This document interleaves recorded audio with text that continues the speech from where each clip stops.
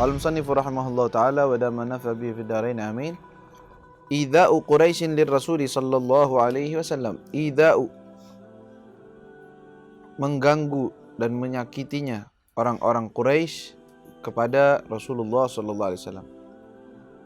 Ba'da wafati zaujir Rasul, setelah wafatnya istri Rasulullah sallallahu alaihi wasallam, wa ammihi, dan pamannya, akhadhat Quraisyun, Quraisy melakukan atau memulai tu'zi ar-Rasul, mulai mengganggu dan menyakiti ar-Rasul, Rasul sallallahu alaihi wasallam.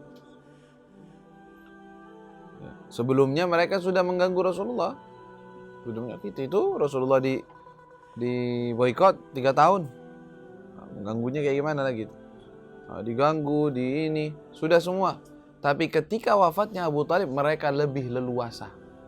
Karena Abu Thalib itu orang yang ternama, yang mengganggu juga mereka mikir-mikir, ganggu gitu. Tapi kalau udah Abu Thalib nggak ada, bebas mereka. Sampai ujung-ujungnya mereka mau membunuh Rasulullah SAW. Ya, terus berlanjut sampai mereka berniatan dan sepakat untuk membunuh. Ya Allah. Taib fakanu yanthuruna alaihi turab. Fakanu, mereka itu, yaitu orang-orang kafir Quraisy, yanthuruna alaihi turab, terkadang melempari atau meletakkan tanah di atas Rasul sallallahu alaihi wasallam.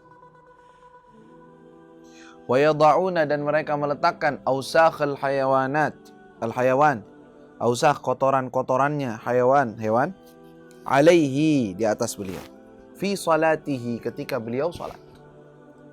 Jadi beliau kadang-kadang salat ke Masjidil Haram, masuk ke Masjidil Haram, dan beliau salat di situ. Beliau salat. Ketika mereka ini duduk di dekat Ka'bah, mereka paling sebel kalau udah Rasulullah datang, leluasa dia salat di Ka'bah. Mereka ganggu ini. Gimana? Siapa yang berani ganggu? Saya. Ada kotoran hewan, kotoran onta dikumpulin, ketika dia sujud taruh di sana. That's dhahr. Kena ya? Kena. Ya, Rasul sallallahu alaihi wasallam yang paling mulia terkena kotoran hewan. Bisa ya bisa. Apa? Adiyah, gangguan. Dan beliau terima. Sampai beliau tidak bergerak, yang melihat dan dengar keadaan seperti itu Sayyidah Fatimah ketika itu masih kecil. Datang kepada Rasulullah SAW dan membersihkan tubuhnya Nabi dari kotoran-kotoran itu. Baik. Wa ta'allaqu bihi marratan wa qalu,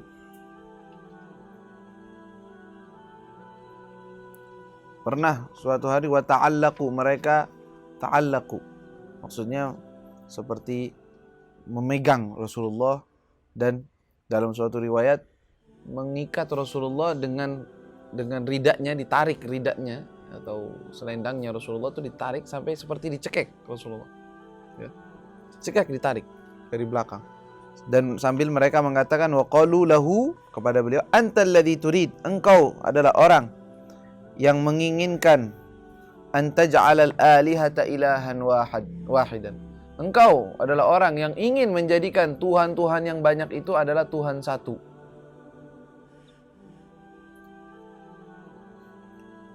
Jadi kadang-kadang kadang-kadang diambil, dan Rasulullah tidak membalas. Taib, fatagaddama Abu Bakrin, ketika kejadian seperti itu hampir dicekek Rasulullah dengan cekekan yang kuat. Fatagaddama Abu Bakrin, Abu Bakar Siddiq radhiyallahu anhu, ketika melihat keadaan seperti itu, dia maju dan mendorong dan menjaga Rasulullah sallallahu alaihi wasallam dari gangguan tersebut. Wa khallasahu, dan dia lepas Rasulullah dari hal tersebut. Wa qala lahum, dan beliau mengatakan kepada mereka, orang-orang kafir Quraisy yang mengganggu Nabi, ataqtuluna rajulan an yaqula rabbi Allah, apakah kalian mau membunuh seorang laki-laki yang dia hanya mengucapkan Tuhanku adalah Allah? Dan itu aja. Apa salahnya dia? Kalian mau bunuh? Seperti itu karapan. Dan dilanjutkan dari kejadian ini, Sayyidina Abu Bakar Siddiq radhiyallahu anhu ketika dia benar karena terlalu keras terhadap mereka dalam menolong Rasul sallallahu alaihi wasallam, menjaga Rasulullah, akhirnya mereka malah memukuli Abu Bakar Siddiq. Dipukulin, dikepukin. Sampai dalam riwayat disebutkan sampai tidak kelihatan mana pipinya, mana matanya. Saking babak belur. Sampai pingsan. Sayyidina Abu Bakar Siddiq pingsan. Sayyidina Abu Bakar Siddiq terkenal orangnya itu kurus. Orangnya kurus, tinggi kurus, bukan orang yang kuat, keker, bukan ahli bela diri, bukan orang yang suka ini. Dipukuli sampai pingsan. Sampai Bani Bakr, yaitu keluarga atau keluarga daripada qabilahnya Sayyidina Abu Bakar Siddiq datang selamatin, dan mereka mewanti-wanti, kata mereka, kalau seandainya terjadi apa-apa terhadap Abu Bakar, kami tidak akan tinggal diam. Ini bisa jadi perang, saudara, kalau begitu. Karena mereka punya ini, walaupun mereka nggak beriman, cuman ini keluarga mereka, nggak terima mereka ada keluarganya yang diperlakukan seperti itu, diambil. Sayyidina Abu Bakar Siddiq nggak sadarkan diri. Ketika dibangunkan, sudah dirawat, pertama kali melek, kaifa Rasulullah. Selamatin ini orang-orangnya lagi selamatin. Pertama ditanya, kaifa Rasulullah? Mana Muhammad? Mana? Keadaannya beliau gimana? Diapain? Kata mereka, teman-teman, kita capek-capek nyelamatin ente nih yang babak belur kayak gini. Ente bangun-bangun nanyanya dia. Udah ditinggalin. Karena mereka saking keselnya tinggalin. Abu Bakar Siddiq pertama bangun langsung nanya, mana Rasulullah, bagaimana keadaannya? Jadi babak belur gini gimana dia? Rasulullah gimana? Rasulullah berkhair. Enggak apa-apa. Ya. Pernah suatu hari dalam keadaan seperti itu, mereka sekongkol nih, kita apain nih enaknya kalau lagi sujud nih, sebel ini saya, kok bisa dia selalu sujud? Kata Abu Jahal ya, dia bilang, demi Allah, kalau besok dia datang lagi sujud di sini, saya ambil batu besar, saya akan pecahkan kepalanya. Datang Rasulullah salat, sujud Rasulullah. Dia udah janji nih depan teman-temannya. Ayo kerjain yang itu udah janjiin, ayo teman-teman. Ambil batu. Pas lagi mau kayak begitu, balik lagi nggak jadi. Balik. Takutan pucat. Kenapa? Ada apa? Demi Allah katanya. Waktu ana udah deket mau ngelempar batu di atas dia, saya melihat sepertinya ada riwayat itu ada lubang api neraka atau api yang besar yang sepertinya saya akan jatuh di atasnya. Dan kalau saya lakukan sesuatu pasti saya akan terjatuh. Makanya dia pergi. Kata Rasulullah, kalau seandainya dia melemparkan batu tersebut, la takhattafathu malaikat. Malaikat bakal ngambil dia. Benar-benar bakal diambil karena Rasulullah terjaga. Bakal diambil oleh malaikat, nggak bakal dikasih ampun. Tapi karena dia takutan, ya. Pernah lagi ada yang istihza pada Rasul. Ada orang datang mau nagih hutang. Hutangnya pada siapa? Punya hutang di mana hutangnya? Di Abu Jahal. Mereka bilang dia orang ini orang luar. Datang, anak punya hutang, tolong dong mintain ke Abu Jahal nih, suruh bayar. Mereka bilangnya Abul Hakam. Saya mau nagih hutang kok nggak dibayar-bayar sama dia. Kata mereka pengen godain dah Nabi, ngeledek Rasulullah. Dia apa ya kata dia?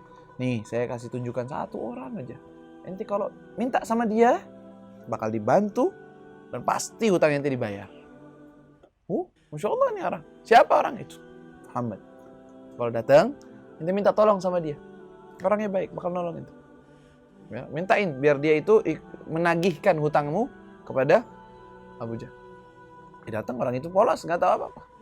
Datang kepada Rasulullah, dia bilang, ya Muhammad bantu saya. Ada apa? Saya punya hutang, minta tolong diambilkan dari Abu Jahal. Dari Abul Hakam. Mereka nyebutnya Abul Hakam.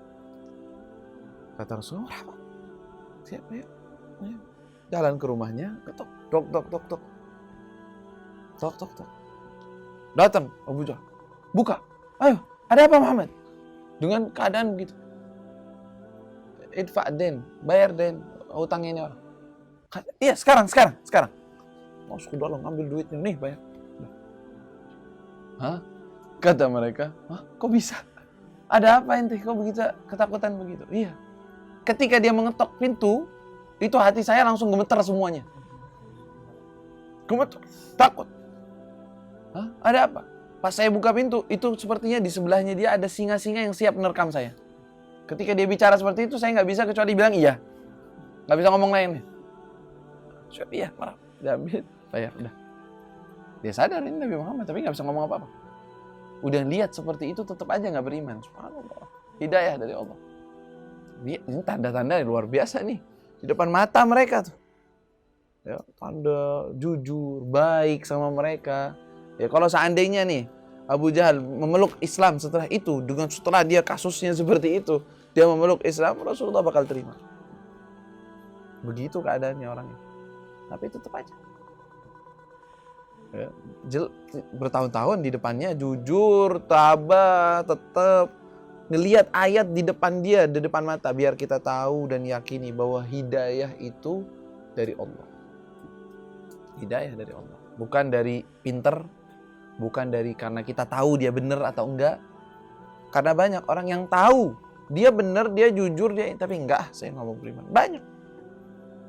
Ya, karena dunia, karena gengsi, khususnya penyakit yang paling parah al-kibr, kesombongan. Sombong itu bahkan dia tahu ini yang hak, ini benar, tapi karena ada kesombongan di dalam hati nggak mau.